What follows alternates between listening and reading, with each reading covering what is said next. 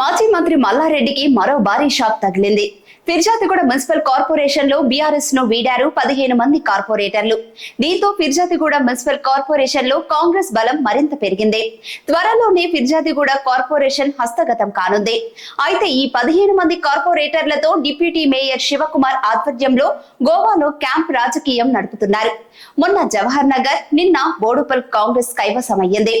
అదే బాటలో Peerzadiguda municipal corporation కూడా హస్తగతం కానుంది. మరోవైపు పార్టీ మారుతున్న కార్పొరేటర్లను మాజీ మంత్రి ఎమ్మెల్యే మల్లారెడ్డి నిలువరించలేకపోయారు. వారిని అడ్డుకోలేక చేతులెత్తేశారు. ఈ వ్యవహారంలో Peerzadiguda municipal corporation council meeting లో రసవస చోటు చేసుకుంది.